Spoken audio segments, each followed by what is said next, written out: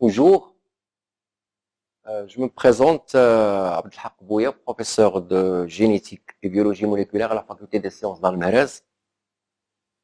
Dans le cadre des cours à distance, nous allons essayer de traiter un chapitre concernant le module de génétique du 4e semestre de la filière SVI. Ce chapitre concerne la transmission des caractères héréditaires chez les organismes haploïdes ou les organismes à cycle diplobiontique. Alors, tout d'abord, il est à rappeler qu'un organisme à cycle haplobiontique, c'est un organisme chez lequel la phase diploïde est réduite au stade zygote. Ça veut dire que immédiatement après la fécondation, le zygote subit la méiose, et ce sont les produits de la méiose qui subissent des mitoses successives pour donner l'individu qu'on observe ou qu'on analyse. Alors, ça concerne essentiellement les champignons ascomycètes. Donc, chez ces champignons, vous avez le cas le plus connu qu'on utilise souvent, c'est la levure de boulangerie ou Saccharomyces cerevisiae. Alors ici, vous avez un certain nombre de cycles vitaux de certains champignons. Là, je demande aux étudiants de revoir leur cours sur la biologie des organismes végétaux. Ce qui nous intéresse ici, c'est que immédiatement après la méiose, les produits de la mitose qui forment la tétrade. Une tétrade est constituée de 4 spores. Alors, ces spores, soit ils vont entrer dans un cycle végétatif, soit un cycle germinal. Alors, dans le premier cas, ils vont subir la fécondation qui va donner le zygote et la méiose, soit ils vont donner le mycélium. Et là, donc, quand on travaille chez les champignons, on a 3 niveaux d'analyse. Soit on analyse les spores en vrac, c'est-à-dire les spores sortis de leur asque, soit on analyse les asques. Dans ce cas-là, on observe les spores pendant qu'elles sont dans l'asque. Le dernier niveau d'analyse, c'est l'analyse du mycélium.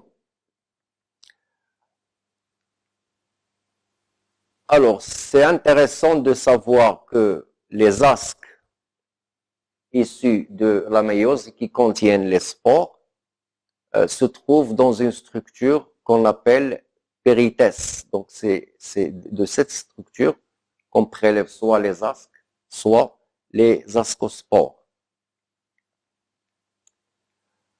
Alors, ces asques sont de 2 types.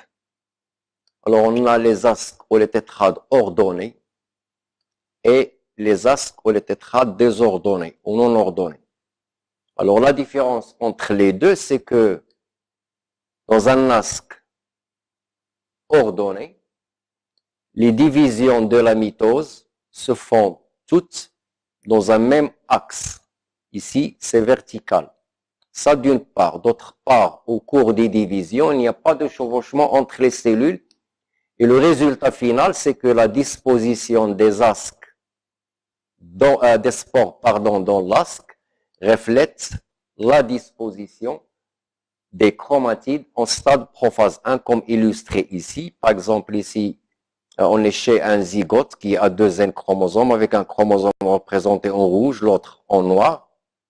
Alors, cette position, ici, en prophase 1, c'est la même que celle des spores dans l'asque.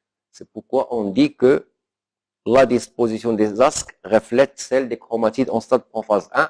Et donc, dans un asque ordonné, on peut voir est-ce qu'il y a eu ou non recombinaison génétique à ce stade, selon la disposition de ces asques. Donc, comme exemple qu'on utilise souvent, qu'on cite souvent, c'est le champignon Neurospora crassa qui possède des asques ordonnés. Concernant les asques ou les tétrades désordonnés, alors là, les spores, ils ont une disposition aléatoire qui n'a rien à voir avec ce qui s'est passé en stade, en phase 1 de la méiose, et nous allons par la suite voir l'intérêt de ces asques ordonnés. Alors, il est à noter que le plus souvent, dans un asque ordonné, la tétrade, qui est le produit de la méiose, subit une mitose supplémentaire, donc qu'on appelle mitose post-méiotique. Et donc, suite à cette mitose, l'asque contient 8 ascospores, 8 doublés de spores jumelles. Alors, ils sont jumelles parce que génotypiquement, ils sont identiques vu qu'ils sont issus d'une mitose simple à partir d'une des produits de la méiose. Et donc, nous allons aborder une première partie qui concerne le monohybridisme. Alors, comme on l'a dit en traitant le cours sur les diploïdes, un monohybridisme, c'est un croisement entre deux souches qui diffèrent par un seul gène.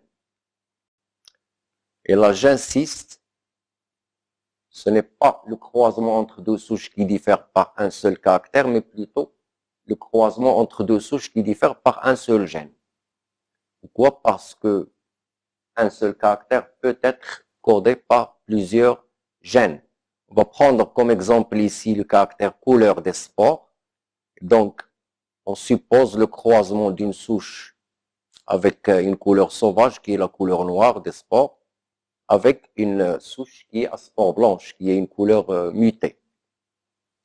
Alors, tout à l'heure, on a dit qu'on a 3 types d'analyse. Donc, on va s'intéresser à l'analyse de spores en vrac dans un premier temps. Et l'analyse de spores en vrac dans le cas d'un monohybridisme montre que la descendance en spores est constituée de 50% de spores qui ressemblent à un parent.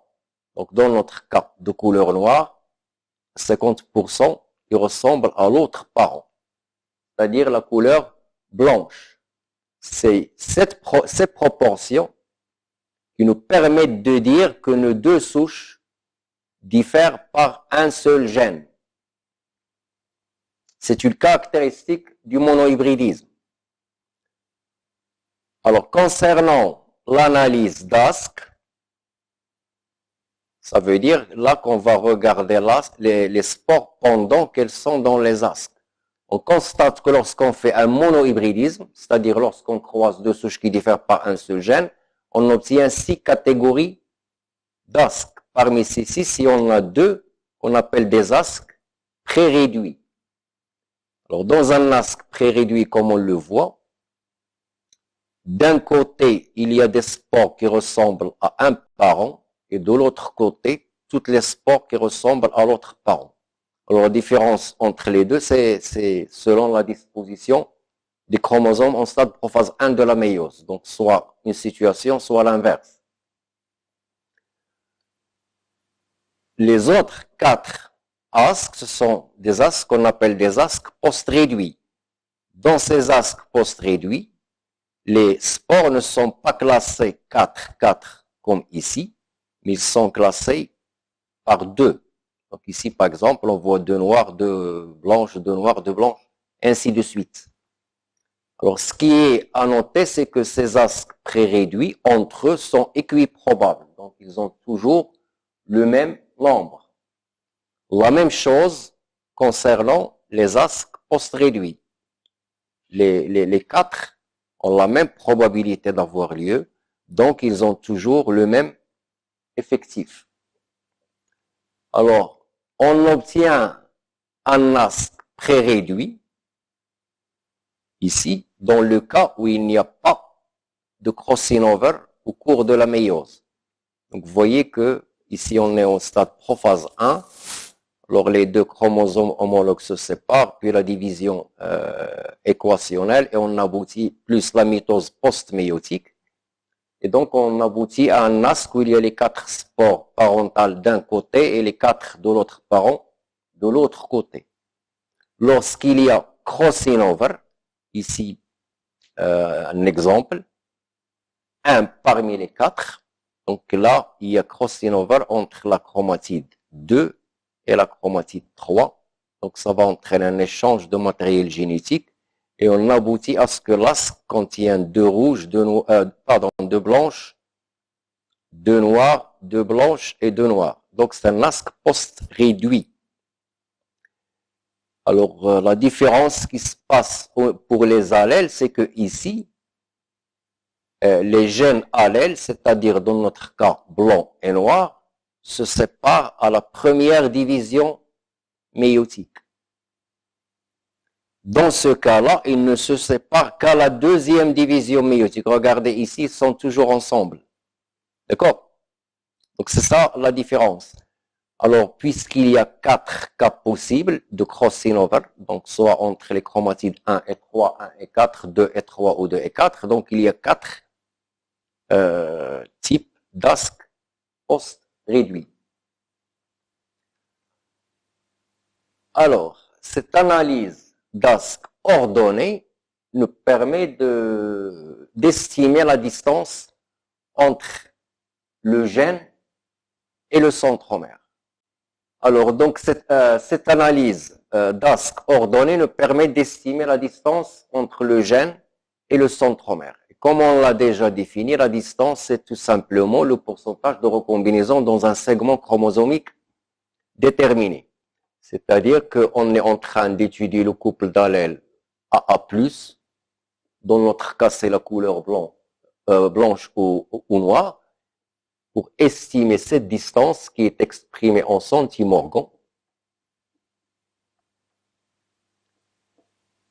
On doit calculer le pourcentage de recombinaison dans ce segment. Ce pourcentage de recombinaison doit être calculé dans les ASC qu'on a obtenus. Ici. Donc, parmi ces ASC, il y a les ASC pré-réduits, il y a les ASC post-réduits. Alors, ce pourcentage de recombinaison en réalité, c'est calculer enfin le pourcentage des chromatides qui ont subi un crossing over. Alors, les chromatides qui ont subi un crossing over se trouvent ici. Parce que si on revient à cette image, ici, aucune chromatide n'a subi de crossing over. Ici, seulement 2 chromatides qui ont subi le crossing over. Donc, dans un ASC post-réduit, la moitié des spores contiennent une chromatide qui a subi une recombinaison, un crossing over. Donc, cette distance, c'est tout simplement le nombre d'ASC post-réduits multiplié par 4, puisqu'il y a seulement 4 spores dans un ASC post-réduit qui sont recombinés, divisé par 100, qui est la totalité des ASC, donc pré-réduits et post-réduits, multiplié par 8, parce que 8, c'est le nombre de spores total dans un ASC, fois 100. Donc, ça va donner un pourcentage qui est de 20%. Donc, puisque ce pourcentage, c'est la distance, donc la distance est égale à 20 centimorgans. Sachant que nous sommes dans un exemple où on a 60% de pré-réduction et 40% de post-réduction, ça veut dire que c'est 20, c'est 40 divisé par 2. Donc, la définition, c'est que la distance gène-centromère est égale au pourcentage de post-réduction divisé par 2. Alors, vous voyez bien que cette distance entre le gène et le centromère ne peut être calculée que par analyse d'ASC ou de tétrade ordonnée. J'insiste là-dessus, l'analyse des tétrades désordonnées ou l'analyse de spores en vrac ne permet pas de calculer la distance entre le gène et le centromère. Tout simplement parce qu'en analysant des spores en vrac, en analysant des tétrades ordonnées, on ne pourra jamais savoir quand est-ce qu'il y a eu crossing over et quand est-ce qu'il n'y a pas eu de crossing over. Alors maintenant, nous allons passer au dihybridisme.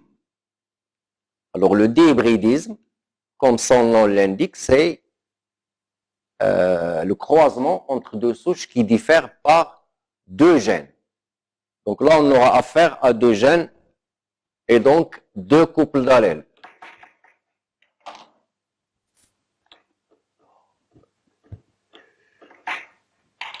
Sont appelés ici les couples d'allèles d'une part AA+,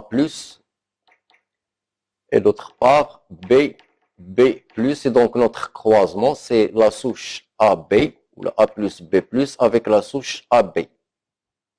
Alors là aussi, on aura soit l'analyse de spore en vrac, soit l'analyse d'ASC.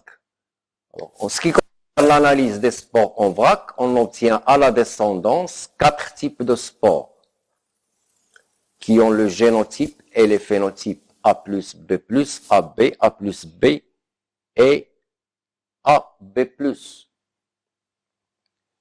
Alors, ce sont tout simplement des spores d'une part qui ont des phénotypes qui ressemblent aux parents, donc ce sont des spores parentales, et des spores recombinés.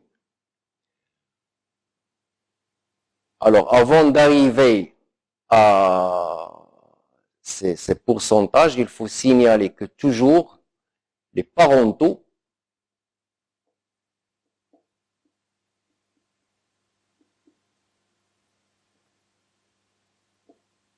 sont toujours égaux entre eux. Ils ont le même effectif. La même chose pour les recombinés.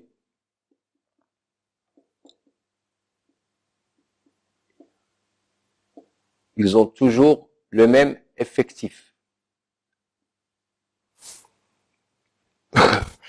Alors là, ils ont le même effectif tout simplement parce qu'on ne peut pas avoir un recombiné sans avoir un autre. Ça, j'insiste là-dessus. C'est très important. Donc, si on essaie de faire un petit schéma, en se plaçant en stade prophase 1 de la méiose, donc on a les deux couples d'allèles.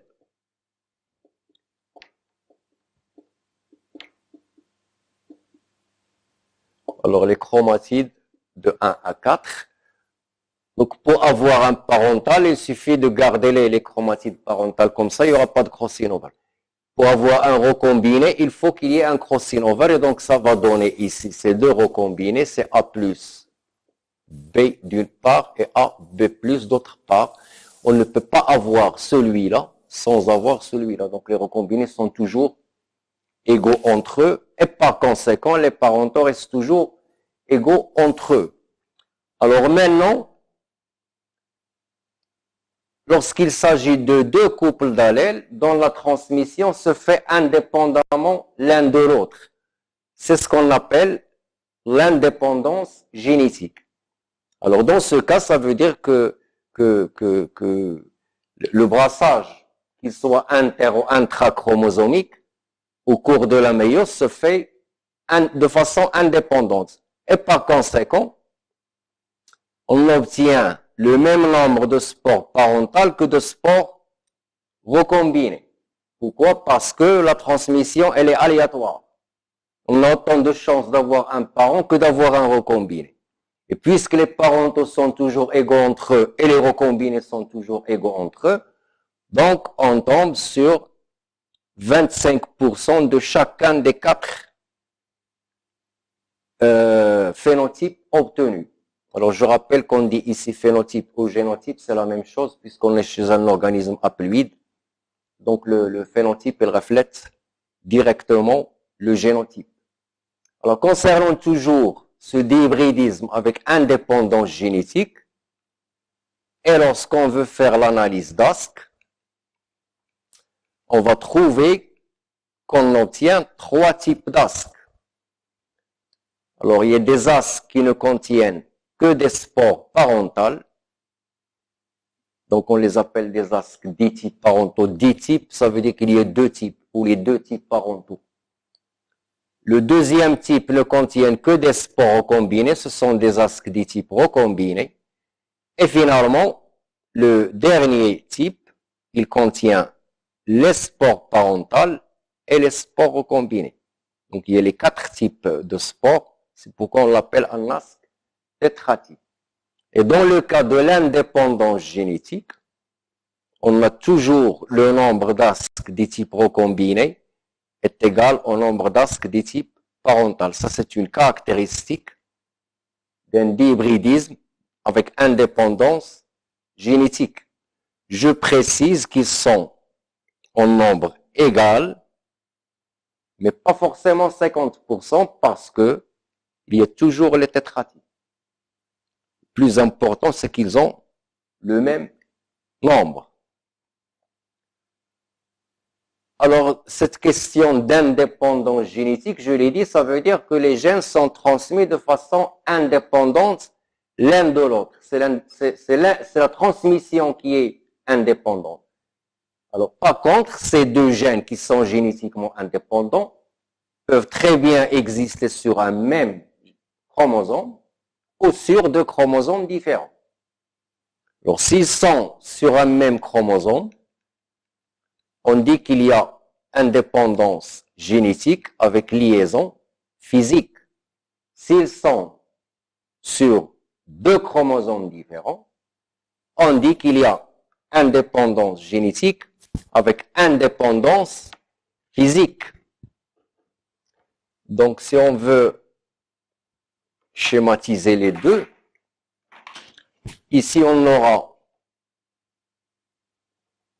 l'indépendance génétique avec la liaison physique. Dans ce cas-là, donc ils sont sur le même chromosome. Dans ce cas-là, c'est l'indépendance génétique avec l'indépendance physique. Alors ça se voit lorsqu'il y a indépendance génétique et les deux gènes se trouvent sur deux chromosomes différents. Ça veut dire qu'on va avoir les parentaux et les recombinés par brassage interchromosomique. Donc la disposition des chromosomes les uns par rapport aux autres pendant la méiose. Par contre, lorsqu'il y a liaison physique, alors là, pour qu'il y ait obtenir le recombiné, il faut qu'il y ait des crossing over. Il faut qu'il y ait recombinaison génétique. Et il faut que ces deux gènes soient tellement loin l'un de l'autre qu'ils se comportent comme s'ils étaient sur deux chromosomes différents. Alors, il y a un moyen pour différencier entre les deux cas, c'est le pourcentage des tétratypes. Alors, ce pourcentage de tétratypes nous permet de dire, dans le cas de l'indépendance génétique, est-ce qu'il y a indépendance ou liaison physique? Donc, prenons le cas de la liaison physique, c'est-à-dire ici. Donc, en stade prophase 1, on aura cela.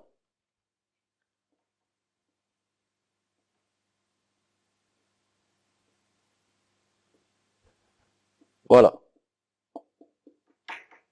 Donc, A+, B+, et les autres, c'est AB. Alors, il faut qu'il y ait crossing over pour avoir un recombiné. Mais cette distance, elle est grande, elle est tellement grande qu'il y a tellement de crossing over que la ségrégation devient indépendante et donc on se retrouve dans l'indépendance génétique. Alors, dans le cas où ils sont situés sur le même chromosome, n'oubliez pas que la ségrégation des deux gènes, elle est aléatoire. Donc, tout ce qui va se passer ici, c'est au hasard et donc tous les cas, ils ont la même probabilité d'avoir lieu. Alors, puisqu'on s'intéresse à ce qui se passe entre A et B, on ne va pas s'intéresser à ce qui va se passer entre le couple d'allèles AA+, et le centromère. On va s'intéresser uniquement à cette région. Et donc, on va maintenir ici toujours la pré-réduction, c'est-à-dire toujours dans l'asque A+, A+, C'est ce que vous avez ici. AA++. D'accord? Et on va s'intéresser à ce qui va se passer pour le couple d'allèles BB+. Donc, pour chaque chromatide parmi les quatre, on a une probabilité d'avoir l'allèle petit b et une probabilité d'avoir l'allèle B+. Puisque c'est aléatoire, donc sur la chromatide 1, on a la même probabilité d'avoir B que d'avoir B+. Donc 50%, 50%. Si vous voulez une probabilité de 0,5, 1,5. Passons à la chromatide 2. En considérant que la chromatide 1 contient déjà l'allèle petit b, il va rester une seule fois B pour 2 et 2 fois B+, puisque si on fixe ici B, ce B+ qui était là, il est passé quelque part ici. Donc, il reste que 2 fois B+ et une fois B. Donc, 1 tiers d'avoir B et 2 tiers d'avoir B+.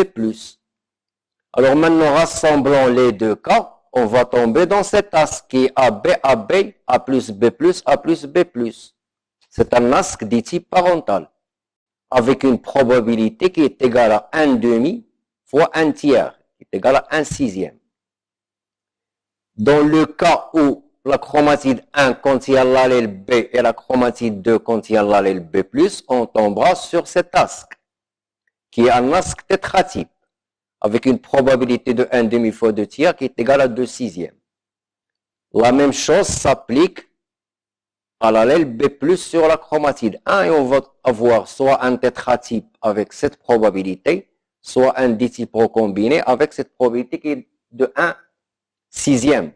Donc en totalité, on va avoir le nombre de tétratypes qu'on va obtenir, c'est la somme de ces deux, qui va donner 2 tiers. Ça veut dire 66,66%. Ça veut dire que lorsqu'on a indépendance génétique avec liaison physique,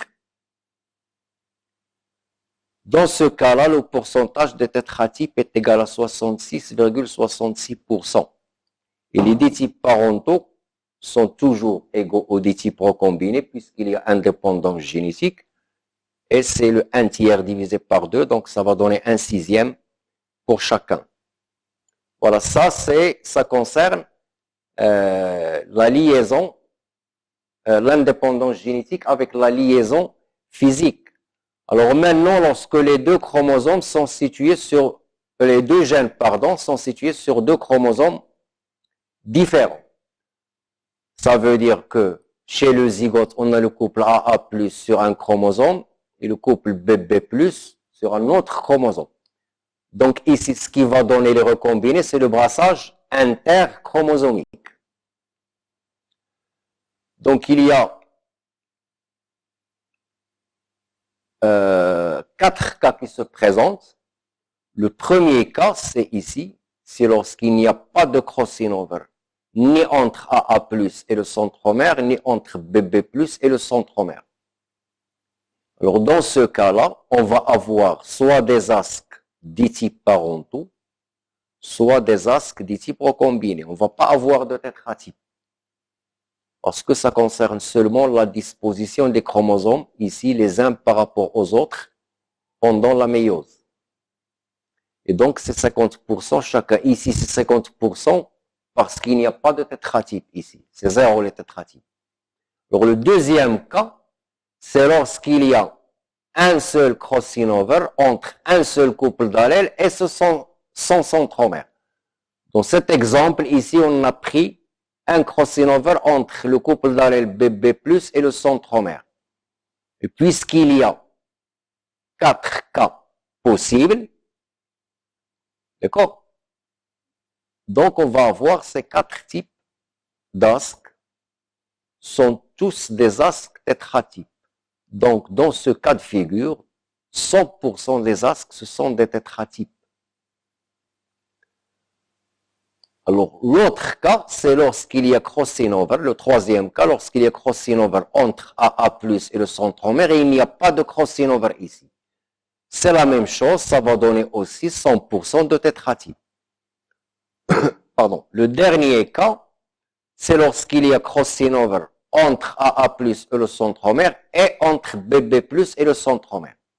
Donc, dans ce cas-là, il y a 16 cas possibles qui sont tous équiprobables puisqu'on est dans l'indépendance génétique. Mais ici, on va représenter uniquement 4 parmi les 16. C'est-à-dire un seul cas pour AA+, avec les 4 cas pour le couple d'allèles BB+. Et donc, on aura cette combinaison avec celle-là, ça va donner un ditype parental ou un tétratype, un ditype recombiné ou aussi un tétratype. puisque je l'ai dit, tous les cas sont équiprobables, donc on va avoir 25% d'asques d'ici parentaux, 25% d'asques d'ici procombinés et 50% d'asques tétratypes. Donc, puisqu'il y a 4 cas, donc ça fait 400. La somme qu'on a ici, c'est pour 400. Quand on la remet en pourcentage, ça va donner un pourcentage qui est inférieur à 66,66%. Donc, en conclusion, lorsqu'on est dans l'indépendance génétique, et lorsque le pourcentage des tétratypes est inférieur à 66,